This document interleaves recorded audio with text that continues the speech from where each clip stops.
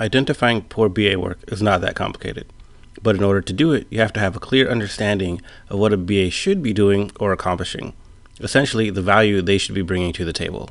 A business analyst should be gathering, analyzing, and communicating 6 key things: the need, the context, the stakeholders, the change, the solution, and the value.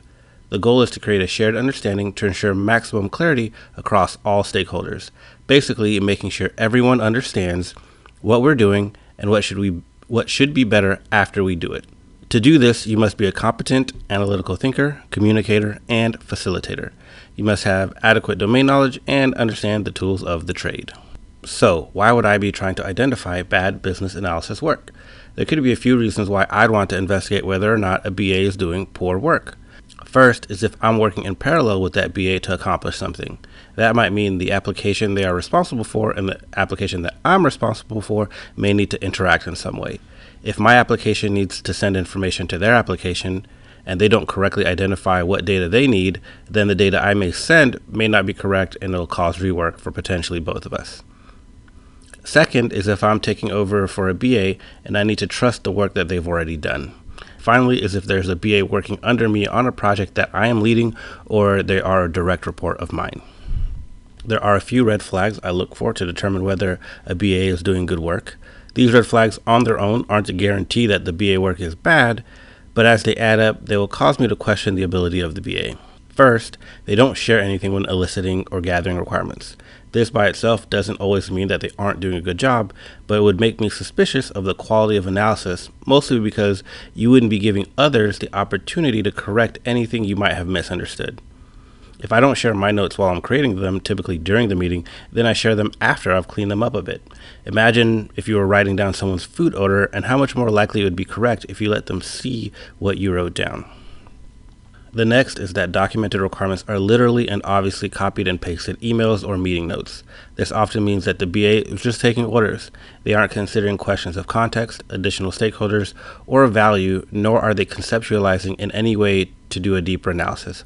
This is fairly common for new BAs. Finally, there are no models. No text models like user stories, use cases, business rules, or Gherkin. No visual models like data flow diagrams or process flows. And no tabular models like decision tables. Models serve 2 purposes. First is to make sure that you are getting a complete understanding and asking good questions. The second is to help the next person understand the information in a way that's easier for them to make the best decision. So even if a BA is some genius who understands everything extremely thoroughly without models, they may not be helping their stakeholders understand all the key data points as thoroughly. There are some cases where you may not create a model, but if I were to ask you to create a model in the space that you're gathering requirements and you cannot, then you haven't done your job well enough yet. So how do you remedy working with a suboptimal BA? Well, if you are a BA on the same project, then the best thing you could do for yourself is make the models yourself. There are occasions where I make models for myself just to ensure I have a complete understanding of the space, even if I don't intend to share them with anybody else. Sometimes it's to help me ask other BAs or stakeholders better questions. Sometimes it's to see if there are any gaps or holes. And other times it's just to flex on them and basically say, this is what you should have been doing. The end result is that you'll do your job better, there will be evidence of it, and you'll get more opportunities because of it. As a manager responsible for developing BAs, I just simply ask my BAs to produce the documentation I'm looking for, which results in greater understanding from them as to why it's valuable and when it could be deployed. I hope that video was helpful to you in identifying poor business analysis. If you have any additional questions, let me know in the comments and I'll either answer you there or create a whole new video. So subscribe to see your questions get answered, and thanks for watching.